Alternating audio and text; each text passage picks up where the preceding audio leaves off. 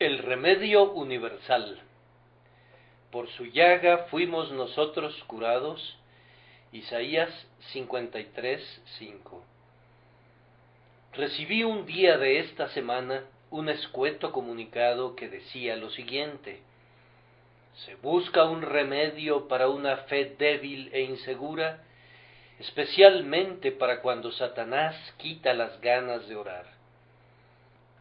Ávidamente deseoso de prescribir algunos remedios para tales afecciones y para cualesquiera otros males que pudiesen vejar al pueblo del Señor, comencé a considerar cuáles eran los sagrados remedios para un caso como ese, y sólo pude recordar uno: las hojas del árbol eran para la sanidad de las naciones.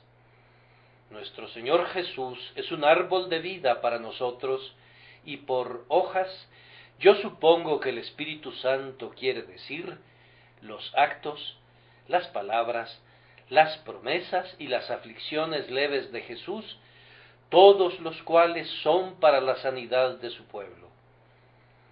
Luego vino a mi mente un texto afín: por su llaga fuimos nosotros curados. No solamente sus heridas sangrantes ayudan a sanarnos, sino inclusive las contusiones de su carne. No sólo la obra de los clavos y la lanza ayuda a curarnos, sino la cruel tarea de la vara y del látigo. De entre toda esta multitud de creyentes, no hay nadie que esté completamente libre de algunas enfermedades espirituales. Alguien pudiera decir: mi enfermedad es una fe débil. Otro pudiera confesar: mi dolencia es entregarme a pensamientos divagantes. Otro pudiera exclamar: mi mal es la frialdad de mi amor. Y una cuarta persona pudiera tener que lamentar su impotencia en la oración. Un remedio universal no bastaría para curar todas las enfermedades en el plano natural. En el instante en que el medicucho comienza a pregonar que su medicina lo cura todo, ustedes pueden suponer sagazmente que no cura nada. Pero en las cosas espirituales no sucede lo mismo, pues hay una panacea, hay un remedio universal que es provisto en la palabra de Dios para todas las enfermedades espirituales a las que puede estar sujeto el hombre, y ese remedio está contenido en las exiguas palabras de mi texto: por su llaga fuimos nosotros curados. Entonces, esta mañana voy a invitarlos a considerar, antes que nada, la medicina que es prescrita aquí, los azotes de nuestro Salvador. No se trata de azotes que deben ser aplicados a nuestra propia espalda, ni de torturas infligidas en nuestras mentes, sino del dolor que Jesús soportó por cuenta de quienes confían en Él. El profeta entendía aquí, sin duda, que la palabra llaga significaba, primero, literalmente, esos azotes reales que cayeron sobre los hombros de nuestro Señor cuando fue flagelado por los judíos y cuando fue posteriormente azotado por la soldadesca romana. Pero la intención de las palabras va más allá de eso. No hay duda de que, con su ojo profético, Isaías veía los azotes que provenían de un látigo invisible blandido por la mano del Padre, que no caía sobre la carne de Jesús, sino sobre su naturaleza más noble e íntima, cuando su alma era azotada por el pecado, cuando la eterna justicia era el arador y cavaba profundos surcos en su espíritu, cuando el látigo era descargado con una fuerza terrible, una y otra vez, sobre el alma bendita de aquel que fue hecho por nosotros maldición, para que fuésemos hechos justicia de Dios en él. Yo entiendo que el término llaga abarca todos los sufrimientos físicos y espirituales de nuestro Señor, con especial referencia a esos castigos de nuestra paz que precedieron, más bien que causaron su muerte expiatoria por el pecado. Es por esas heridas que nuestras almas son sanadas. Pero, ¿por qué?, dirás tú. Pues bien, primero, porque nuestro Señor, como ser sufriente, no era una persona privada, antes bien, sufría como un individuo público y como un representante designado. Tus pecados, en un cierto sentido, concluyen en ti mismo, pero los pecados de Adán no podían terminar en él, pues ante Dios, Adán representaba a la raza humana, y todo lo que él hiciera acarrearía sus calamitosos efectos sobre todos sus descendientes. Ahora, nuestro Salvador es el segundo Adán, la segunda cabeza federal y el representante de los hombres, y todo lo que él hizo y todo lo que él sufrió habría de ser para provecho de todos sus representados. Su santa vida es la herencia de su pueblo, y su muerte cruenta, con todos sus dolores y congojas, pertenece a quienes él representaba, pues ellos efectivamente sufrieron en él y en él ofrecieron una vindicación a la justicia divina. Nuestro Señor fue designado por Dios para ocupar el lugar de su pueblo. Había sido emitido el decreto que sancionaba su sustitución, de tal manera que cuando pasó al frente como el representante de los hombres culpables, Dios lo aceptó, habiéndolo escogido anticipadamente para ese preciso fin. Así que, entonces, amados, no debemos olvidar nunca que todo lo que Jesús soportó le sobrevino no en el carácter de un individuo privado, sino que recayó sobre él como el grandioso representante público de todos los que creen en él. De aquí que los efectos de sus dolores se nos apliquen a nosotros, y con su llaga seamos nosotros curados. Su sangre, su pasión y su muerte hacen expiación por cuenta nuestra y nos libran de la maldición, mientras que sus contusiones, sus punzantes dolores y sus azotes constituyen un remedio incomparable que alivia nuestras enfermedades. Contemplen cómo cada una de sus heridas destila un precioso bálsamo, sana las cicatrices que el pecado ha dejado y remedia todas las dolencias mortales. Tampoco hemos de olvidar nunca que nuestro Señor no era meramente un hombre, pues, de lo contrario, sus sufrimientos no habrían podido servir para la multitud de personas que ahora es sanada por ellos. Él era Dios y era también hombre, y el más misterioso y el más maravilloso de todos los hechos es que Dios fuera manifestado en carne y visto de los ángeles, y que en la carne el Hijo de Dios muriera real y ciertamente, y que fuera enterrado, y que permaneciera 3 días en el sepulcro. La encarnación, con su secuela posterior de humillación, ha de ser creída y aceptada como un despliegue siempre memorable de condescendencia. El Salvador se humilla desde el más excelso trono de gloria hasta la cruz de la más profunda aflicción.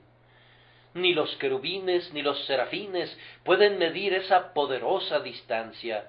Las alas de la imaginación se agotan al intentar cubrir esa tremenda distancia. Ustedes tienen que considerar que cada azote que cae sobre nuestro Emanuel no cae simplemente sobre un hombre, sino sobre uno que es coigual y coeterno con el Padre.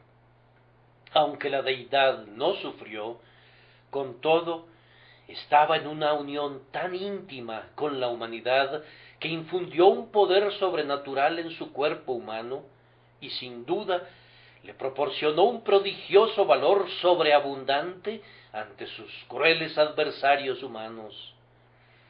Oh, con qué roca contamos como nuestro apoyo, un sustituto cubierto de contusiones, un sustituto designado y aceptado por Dios, pero además el sustituto mismo es Dios sobre todas las cosas, bendito por los siglos, y por tanto es capaz de soportar por nosotros lo que nosotros nunca habríamos podido soportar, excepto permaneciendo para siempre en el hoyo más profundo del infierno. Hermanos, todos nosotros creemos que los sufrimientos de nuestro Salvador nos libran de la maldición, ya que Él fue presentado delante de Dios como nuestro sustituto por todo lo que debíamos a su ley divina. Pero la sanidad es una obra que es llevada a cabo internamente, y el texto me conduce a hablar del efecto de las llagas de Cristo en nuestro carácter y en nuestra naturaleza, más bien que en el resultado producido en nuestra posición delante de Dios. Sabemos que el Señor nos ha perdonado y nos ha justificado por medio de la sangre preciosa de Jesús, pero la pregunta de esta mañana más bien es, ¿cómo ayudan esos dolores y aflicciones a librarnos de la enfermedad del pecado que reinaba antaño en nosotros?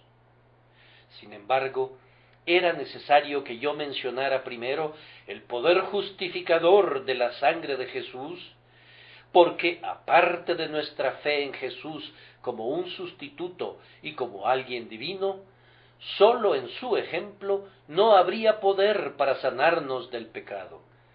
Los hombres han estudiado ese ejemplo y lo han admirado, pero han seguido siendo tan viles como antes. Han reconocido su belleza, pero no se han enamorado de su persona.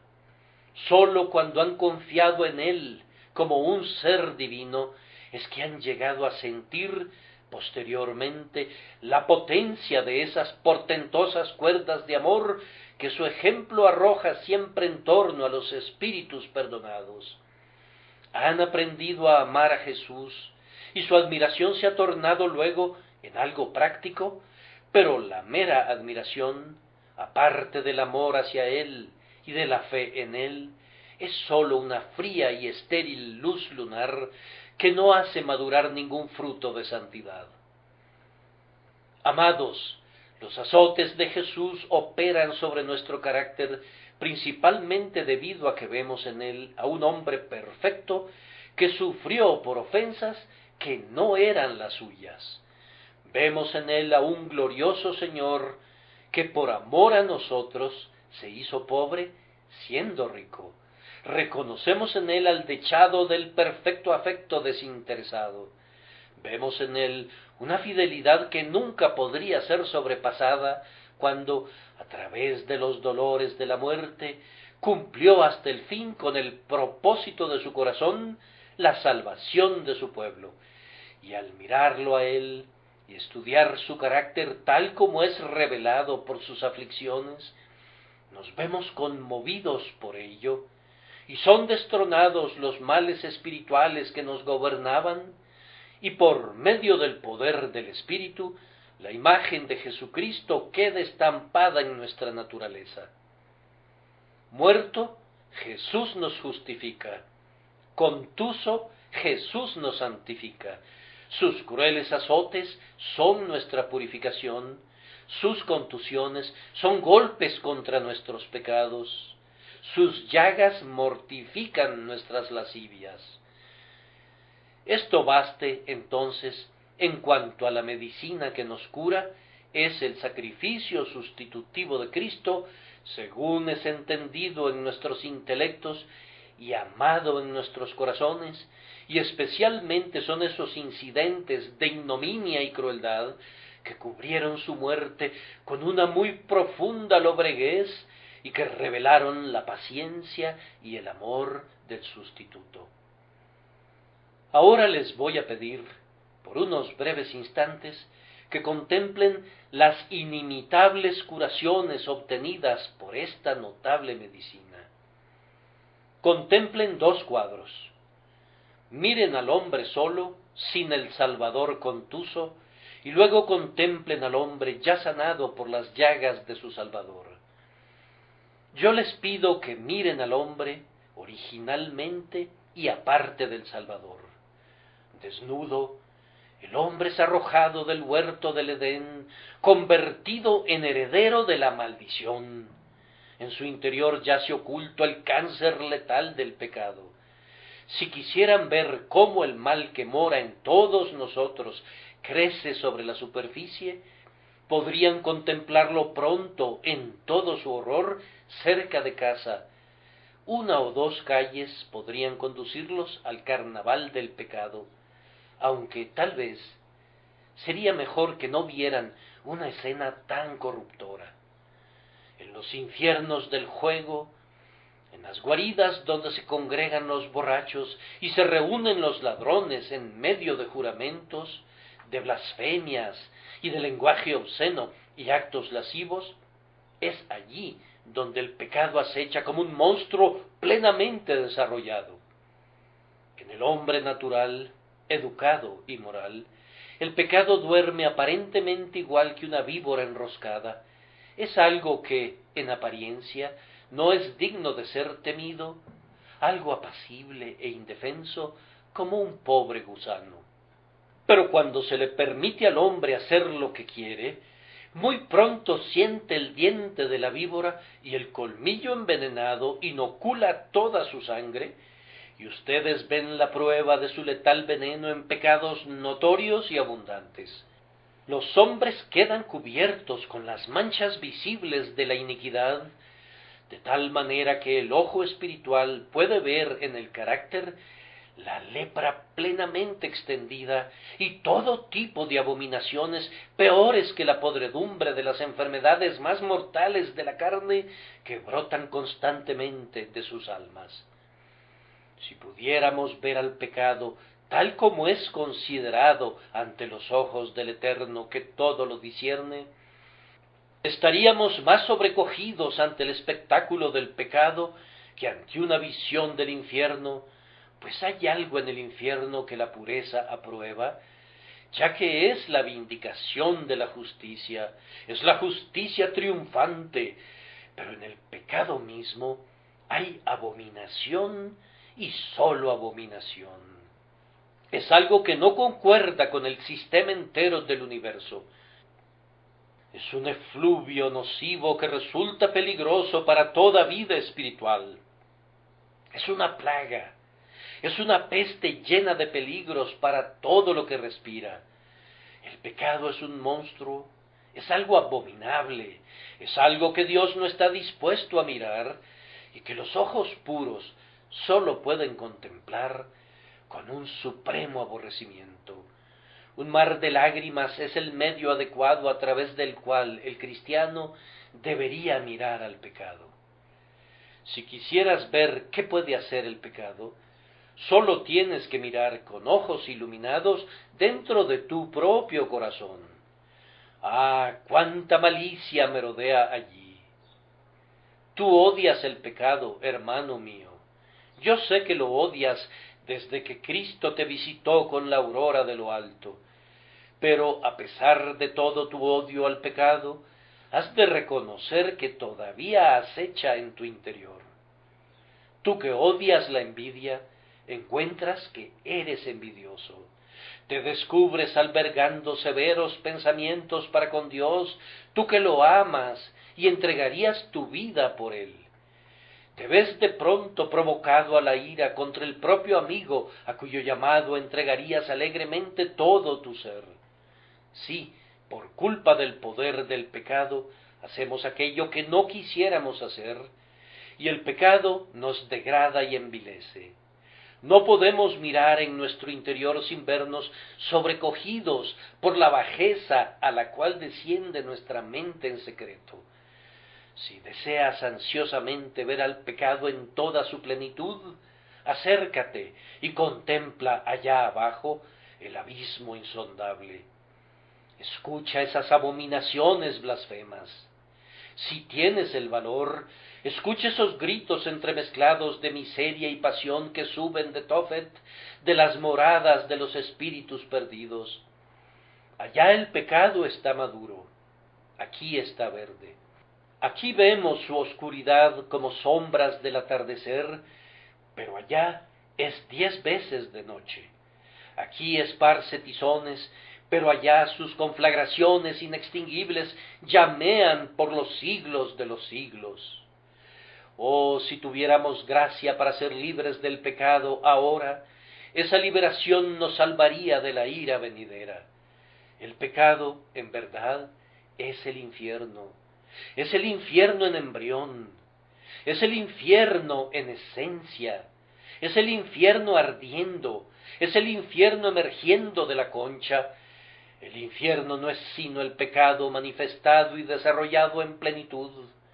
Ponte a las puertas de Tophet y entiende cuán maligna es la enfermedad para la cual el cielo ha provisto el remedio de los azotes del unigénito. Ahora, amados, yo les dije que les mostraría el remedio, pero sólo he hablado débilmente de la enfermedad misma para hacerles ver, por contraste, la grandeza del cambio. Observen, amados, ustedes que han creído en Jesús, observen qué cambio han obrado en ustedes los azotes. Cuán diferentes han sido desde la amada hora que los postró a sus pies. En verdad, en su caso, en lugar de la zarza ha crecido el ciprés, y en lugar de la ortiga ha crecido el arrayán. Ustedes, que antes eran ciegos esclavos de Satanás, ahora son hijos dichosos de Dios. Las cosas que una vez amaron, aunque Dios las aborrecía, ustedes las detestan también ahora de todo corazón. La mente de Dios y la de ustedes concuerdan ahora en cuanto a lo que es oscuridad y luz. Ustedes ahora ya no sustituyen la una por la otra. ¡Cuán cambiados están! Son nuevas criaturas, están vivos entre los muertos. ¿Y qué ha obrado eso? ¿Qué sino la fe en el crucificado y la contemplación de sus heridas? Sin embargo, querido amigo, la curación está muy lejos de ser perfecta en ti.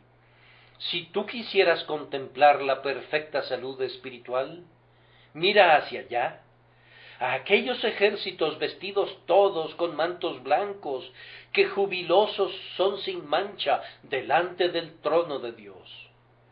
Escrútalos exhaustivamente y comprobarás que son sin mancha. Deja incluso que el ojo que todo lo ve se pose sobre ellos, pero no se descubre ni mancha ni arruga ni cosa semejante. ¿Cómo es eso? Fueron lavadas esas vestiduras hasta quedar blancas como la nieve, habiendo sido tan inmundas una vez. Ellos responden con música gozosa: hemos lavado nuestras ropas y las hemos emblanquecido en la sangre del Cordero. Pregúntenles dónde se originó su victoria sobre el pecado que moraba en ellos.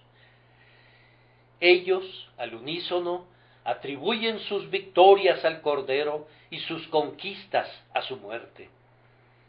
Todos ellos te dirán que la perfecta curación que han recibido y que hoy disfrutan delante del trono de Dios es el resultado de la pasión del Salvador.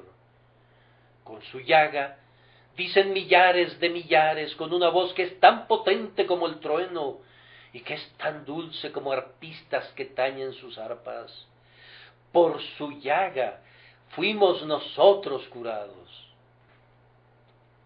Ahora, amados hermanos, quiero que noten en detalle, pero a la vez muy brevemente, para no cansarlos, las dolencias que esta portentosa medicina suprime.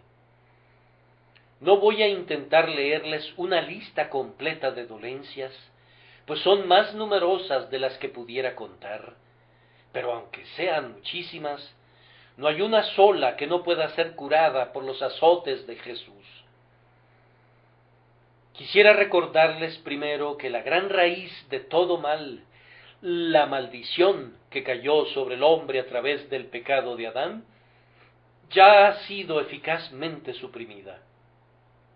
Jesús la asumió y fue hecho maldición por nosotros. Y ahora no puede caer ninguna maldición sobre ninguno de aquellos por quienes Jesús murió como un sustituto. Son los benditos del Señor, sí, y serán benditos sin importar que el infierno los maldiga. La maldición ha agotado su furia, como una tormenta que una vez amenazó con barrer todo lo que estuviera a su paso, pero que ha amainado ahora. La ira divina ha pasado y los aguaceros de la misericordia la están reemplazando, alegrando a los sedientos corazones. Hermanos, Cristo ya nos ha curado de manera sumamente eficaz de la maldición de Dios que pendía sobre nosotros. Pero debo hablar ahora de enfermedades que hemos sufrido y que hemos lamentado y que todavía turban a la familia de Dios.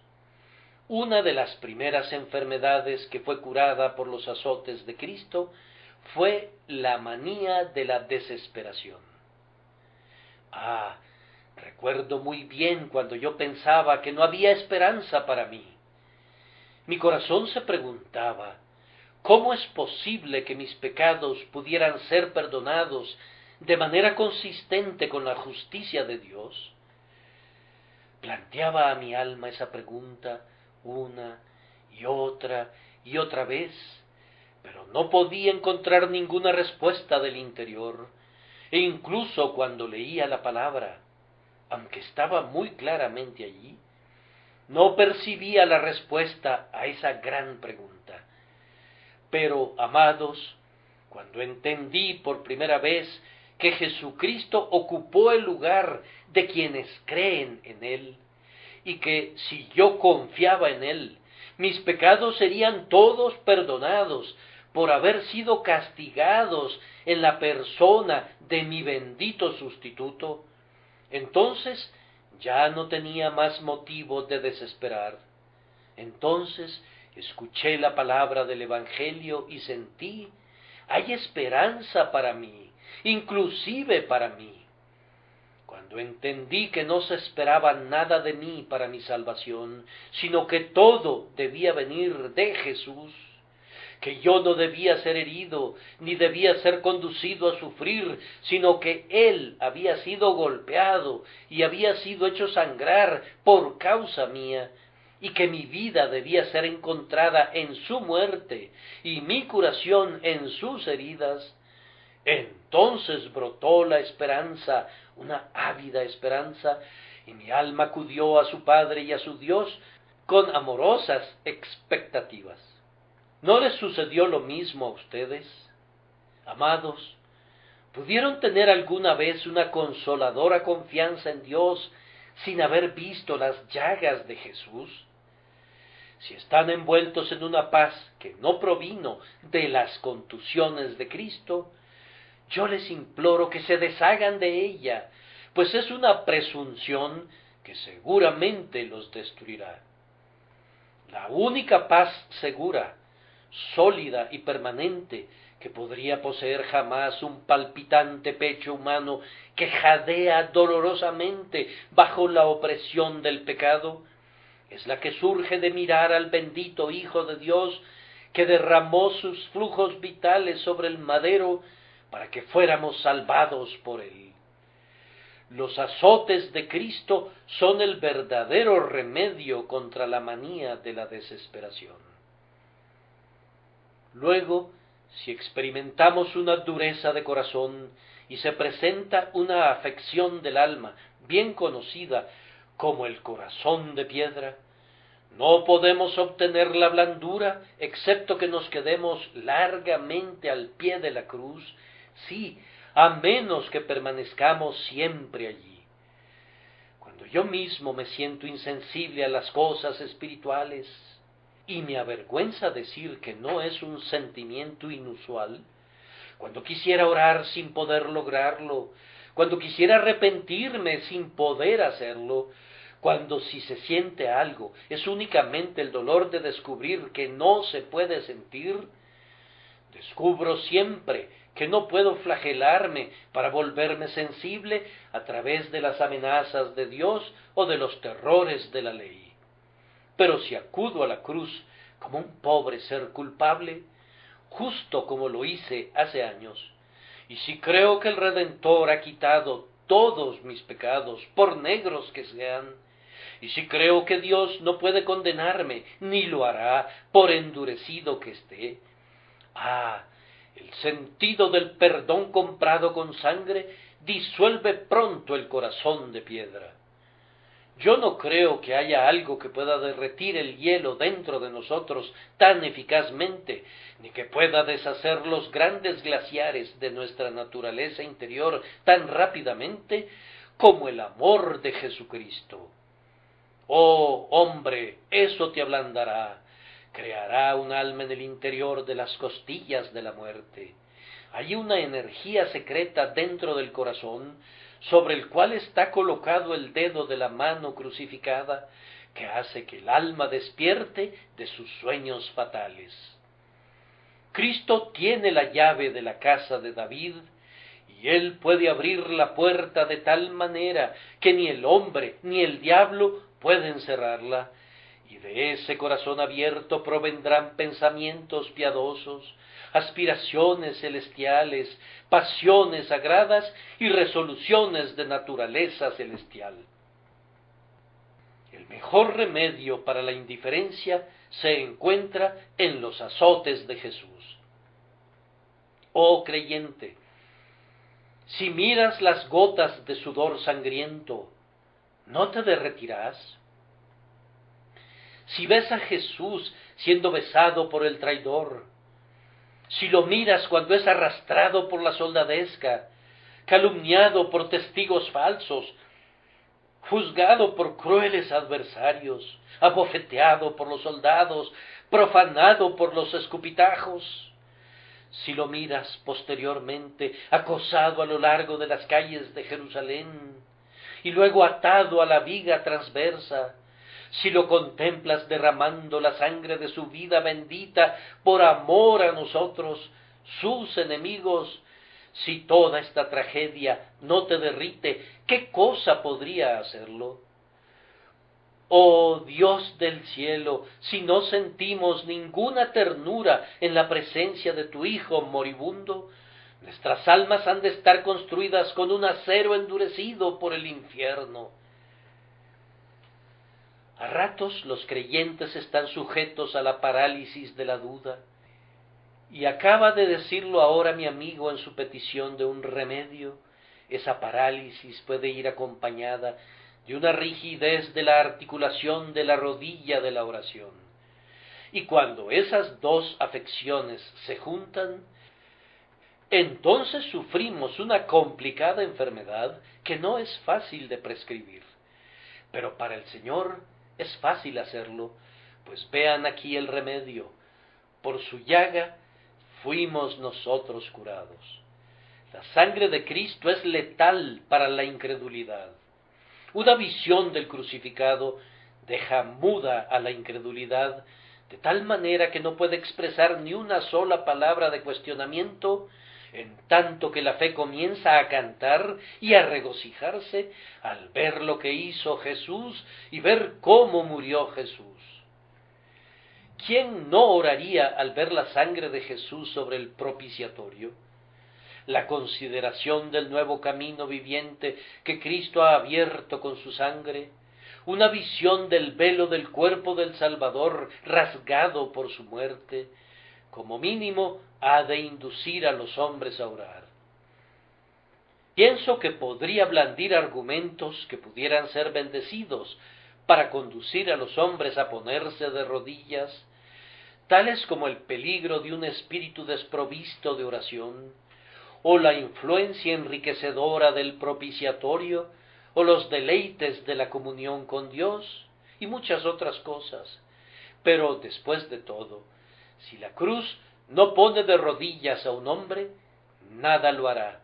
Y si la contemplación de los sufrimientos de Jesús no nos constriñen a acercarnos a Dios en la oración, ciertamente el propio remedio principal habría fallado.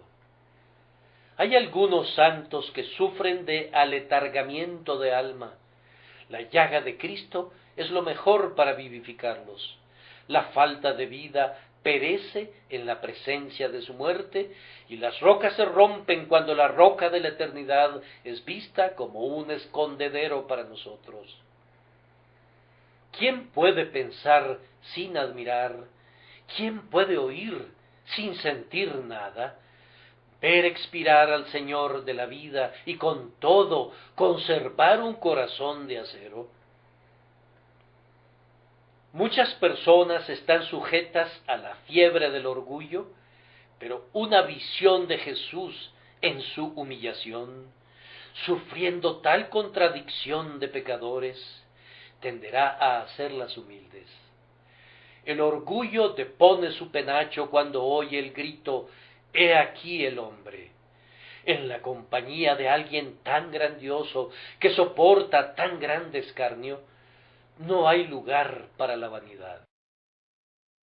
Algunos están cubiertos con la lepra del egoísmo, pero si hay algo que puede impedir que el hombre lleve una vida egoísta, es la vida de Jesús, que salvó a otros, pero a sí mismo no pudo salvarse.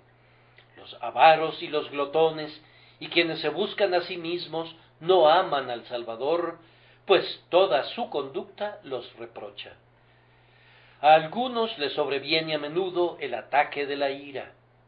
Pero ¿qué otra cosa podría proporcionar más mansedumbre de espíritu que la visión de aquel que fue como un cordero enmudecido ante sus trasquiladores, que no abrió su boca ante la blasfemia y la censura?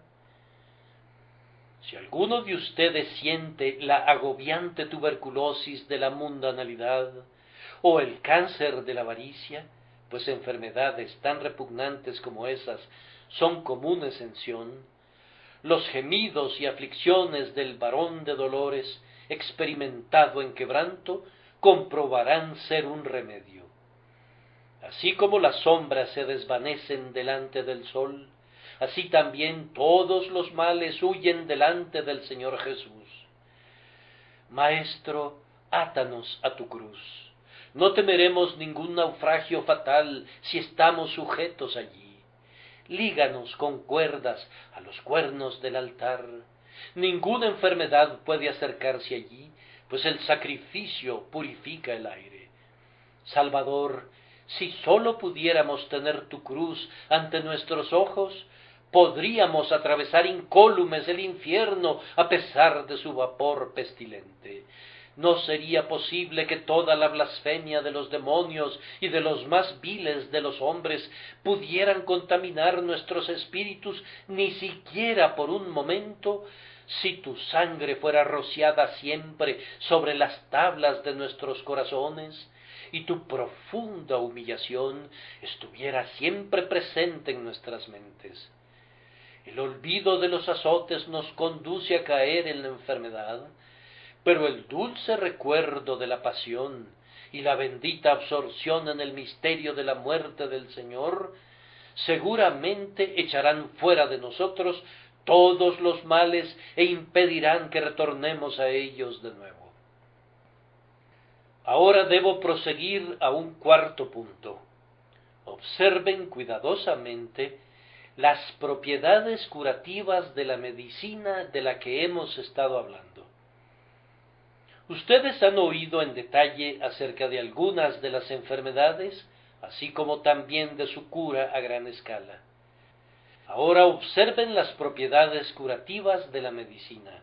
Este remedio divino obra todo tipo de bien en nuestra constitución espiritual. Cuando las contusiones de Jesús son apropiadamente consideradas, frenan el desorden espiritual. El hombre es conducido a ver que su Señor sufre por él, y una voz le dice a sus pasiones desbocadas: hasta aquí llegarán, pero no pasarán más allá. Aquí, en el Calvario, sus altivas ondas serán contenidas. Mis pies casi resbalaron y mis pasos estuvieron muy cerca del desliz, pero la cruz de mi Señor estuvo ante mí como una barrera sumamente eficaz para detener mi caída. Muchos hombres han seguido avanzando en su mal con gran celeridad y sin ningún freno que pudiera ponerles algún poder, hasta que una visión del hombre crucificado, apareció ante sus ojos y fueron conducidos a hacer un bendito alto. Lean la memorable vida del coronel Gardiner, pues lo que le ocurrió a él, literalmente, le ha ocurrido espiritualmente a decenas de miles de personas. Se han alistado al servicio del pecado y han sido vendidas a Satanás, pero una visión del Salvador inmolado por los pecadores los ha obligado a hacer una pausa y a partir de ese momento no se han atrevido a ofender más. Ahora, es algo grandioso que un médico encuentre un remedio que mantendrá la enfermedad contenida dentro de ciertos límites para que no alcance la peor etapa de malignidad. Y esto es lo que hace la cruz de Cristo: ata con cadenas a la furia de la pasión profana. ¿Qué poder tan milagroso tienen los dolores de Jesús sobre el creyente?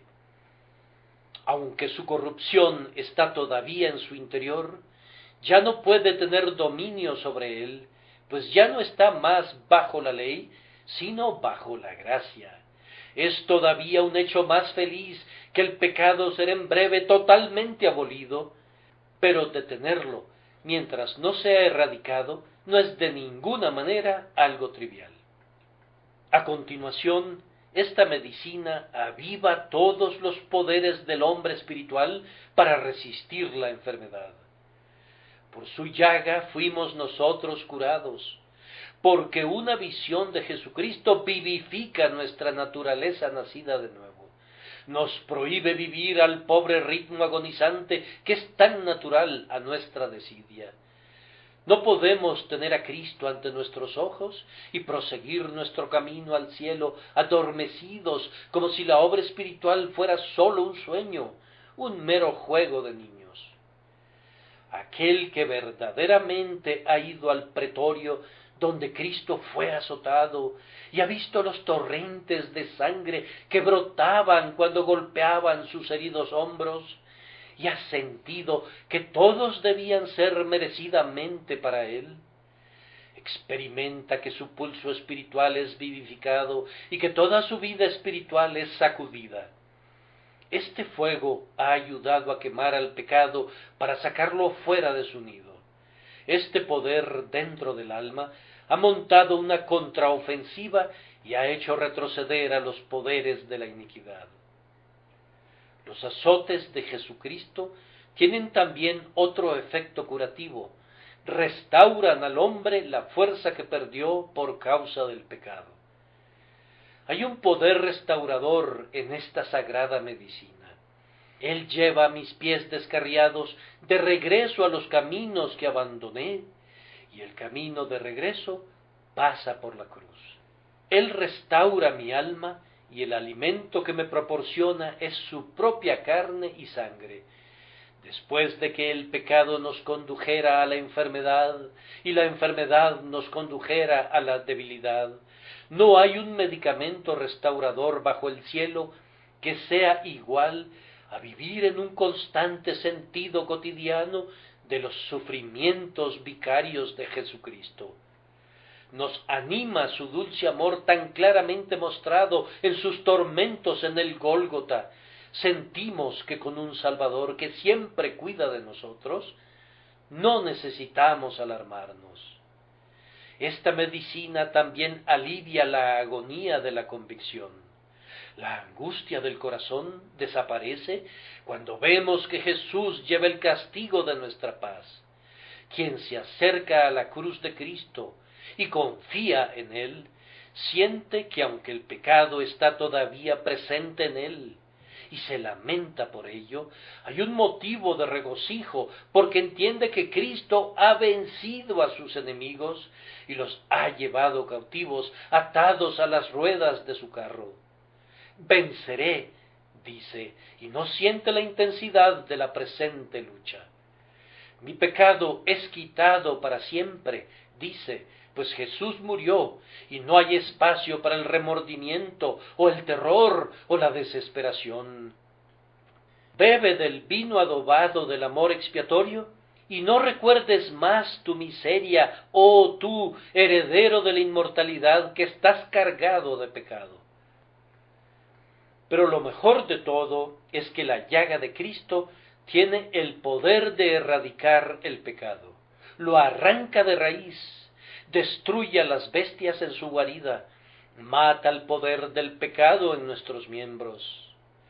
Yo no sé cuán cerca de la perfección pueda ser llevado el creyente en esta vida, pero Dios no quiera que yo establezca algún bajo grado de gracia como el nivel de todo lo que un santo puede alcanzar de este lado de la tumba.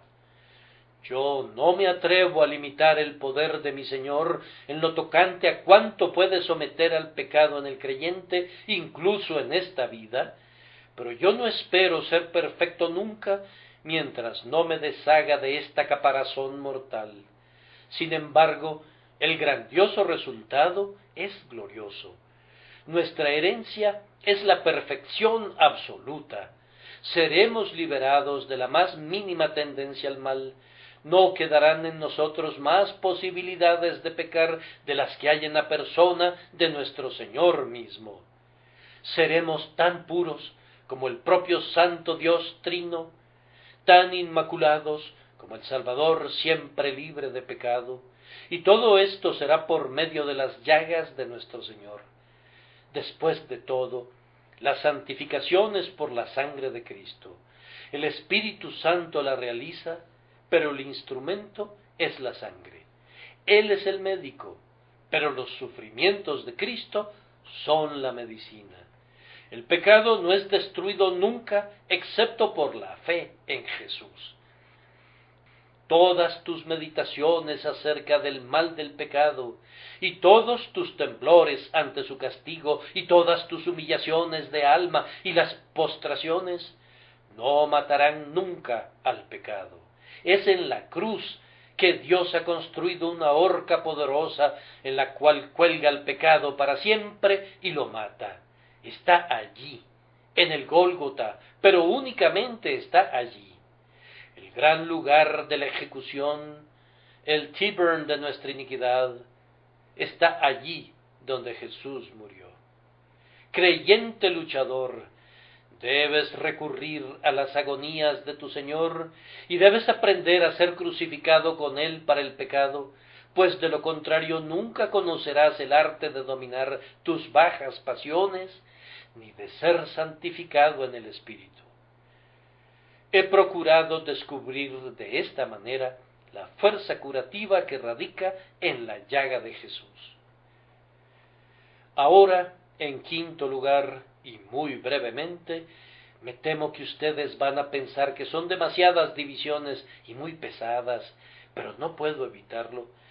Quiero que revisen por unos instantes los modos de obrar de esta medicina. ¿Cómo actúa? Bien, brevemente, su efecto sobre la mente es este. El pecador que oye acerca de la muerte del Dios encarnado es conducido por la fuerza de la verdad y por el poder del Espíritu Santo a creer en el Dios encarnado. En el instante en que el pecador cree, el hacha es puesta a la raíz del dominio de Satanás. Tan pronto como aprende a confiar en el Salvador designado, su curación da inicio efectivamente y será llevada en breve a la perfección. Después de la fe viene la gratitud. El pecador dice: yo confío en el Dios encarnado para mi salvación. Yo creo que Él me salvó. Bien, ¿cuál es el resultado natural? Puesto que el alma está agradecida y llena de gratitud, ¿cómo podría evitar exclamar, bendito sea Dios por este don indecible?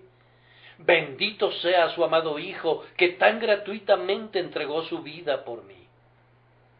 Si el sentido de tal favor no engendrara gratitud, no sería algo natural en absoluto, sería incluso algo desprovisto de toda humanidad. La emoción que le sigue a la gratitud es el amor. ¿Ha hecho Él todo esto por mí? ¿Estoy bajo tales obligaciones? Entonces debo amar su nombre. El propio pensamiento que sigue al amor es la obediencia. ¿Qué haré para agradar a mi Redentor? ¿Cómo puedo cumplir sus mandamientos y honrar su nombre? ¿No ves que el pecador está siendo sanado muy rápidamente? Su enfermedad consistía en que él estaba totalmente en discordancia con Dios y se resistía a la ley divina. Pero ahora míralo, con lágrimas en los ojos, lamenta haber ofendido alguna vez, gime y se aflige por haber hecho clavar a un amigo tan amado, por haberlo sometido a tales dolores, y pregunta con amor y sinceridad, ¿qué puedo hacer para mostrar que me desprecio por el pasado y que amo a Jesús a partir de ahora? Luego da un paso adelante y arde de odio contra los pecados que mataron al Señor. ¿Mataron a Cristo mis pecados? ¿Fue mi iniquidad la que lo clavó al madero? Entonces voy a vengarme de mis pecados, no voy a perdonar a ninguno de ellos. Aunque el pecado anida en mi pecho, lo voy a arrancar de allí, y si se atrincherara de tal manera que yo no pudiera echarlo fuera, excepto teniendo que perder un ojo o un brazo, tendrá que salir de esa forma, pues no voy a albergar dentro de mi espíritu a ninguno de estos malditos pecados. El celo sagrado y la ardiente indignación del hombre emiten ahora una orden de allanamiento y el individuo registra detalladamente su naturaleza para descubrir algún pecado, clamando mientras tanto, examíname, oh Dios, y conoce mi corazón, pruébame y conoce mis pensamientos, y ve si hay en mí camino de perversidad, y guíame en el camino eterno. Ahora, amados, ¿no ven que los dolores de Jesús ponen a trabajar con potencia a todas las saludables facultades de la naturaleza nacida de nuevo, y aunque el pecado todavía permanezca en nuestro interior, hay una vitalidad que acompaña a la naturaleza nacida de nuevo que echará ciertamente fuera a esos poderes más viles, y por la gracia de Dios hará que el hombre sea apto para participar de la herencia de los santos en luz? Casi es innecesario que agregue algo más, excepto comentarles, en sexto lugar, que esta medicina merece ser recomendada para todos ustedes debido a su notable fácil aplicación. Les he mostrado cómo funciona y qué males cura y a quiénes cura. Ahora, ¿hay alguna materia médica que sería curativa, pero cuya administración es tan difícil y va acompañada de tanto riesgo en su operación, que raramente es empleada si es que alguna vez llegara a hacerlo? Pero la medicina prescrita en el texto es muy simple en sí misma y es recibida muy simplemente. Tan simple es su recepción que si hubiera una mente dispuesta a hacerlo, podría ser recibida por cualquiera de ustedes en este preciso instante, pues el Espíritu Santo de Dios está presente para ayudar a esa mente. Entonces, ¿cómo logra un hombre que la llaga de Cristo lo sane? Primero, oye acerca de la llaga. Ahora, ustedes han oído a menudo acerca de los azotes de mi Señor.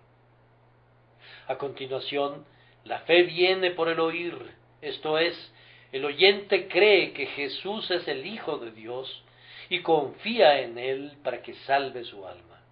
Entonces, Habiendo creído, lo siguiente es que siempre que el poder de su fe comience a relajarse, debe regresar a oír de nuevo o debe recurrir a algo que es todavía mejor. Después de haber oído para beneficio, debe recurrir a la contemplación, debe acudir a la mesa del Señor para recibir ayuda por medio de los signos externos. Debe leer la Biblia para que la letra de la palabra refresque su memoria en cuanto a su espíritu, y debe buscar con frecuencia una ocasión de quietud, como la que tuvo David cuando se sentó delante del Señor, cerrando sus ojos y no dando cabida a ninguna otra cosa excepto a las cosas del cielo. Debe ver a Cristo gimiendo en el huerto, debe visualizarlo sobre el madero sangriento, sufriendo, y así debe obtener todo el beneficio que puede extraerse de los azotes del crucificado. Todo lo que tienes que hacer, pobre pecador, es simplemente confiar y serás sanado. Todo lo que tú tienes que hacer, oh santo rebelde, es contemplar y creer de nuevo. Amados, debemos dejar que la vieja imagen sea sellada de nuevo sobre nuestra alma. Debemos limpiar el cuadro, por decirlo así, pues había sido volteado con su frente hacia la pared. Ahora tenemos que voltearlo otra vez y estudiarlo de nuevo. Renueva tu vieja amistad con el dulce amante de tu alma, regresa al amor de tus esponsales, acude al Calvario, quédate en Getsemaní, vive con Jesús donde quiera que Él esté, en retiro, considerando, meditando, reflexionando en lo que Él ha hecho por ti. Este es el sencillo modo de aplicación. Todo lo que tengo que decir para concluir es que ya que la medicina es tan eficaz, ya que está preparada y ya que es ofrecida gratuitamente, les suplico que la tomen.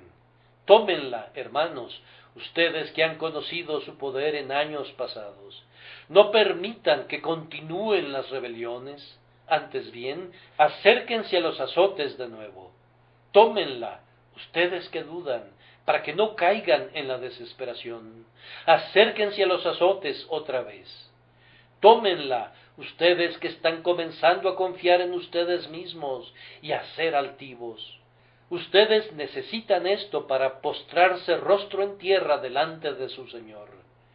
Y, oh, ustedes que nunca han creído en Él, en esta mañana de claros destellos después de la lluvia, que el Señor les dé también que puedan venir y confiar en Él y vivirán. Oh, me escribe una persona esta semana, yo he creído que Jesús murió por mí, pero eso no me impide pecar de todas las maneras posibles. Nuestro ministro dice que si creemos que Jesús murió por nosotros, seremos salvos. No, no, eso no es el Evangelio, y esa creencia no es la fe en absoluto. No me sorprende que alguna pobre criatura hubiera probado un Evangelio así y descubriera que falló. No dicen estos hombres que Cristo murió por todos, y luego declaran que si tú crees que murió por ti, lo que necesariamente debió hacer si murió por todos, entonces eso te salvará. Y sin embargo, hay decenas de cientos de personas que evidencian el hecho de que no los salva, sino que pueden creer en esta redención universal, pero siguen viviendo como lo hacían antes. La fe consiste en confiar en Jesucristo. Esa es la única fe salvadora. No puedes confiar en Él y no ser sanado.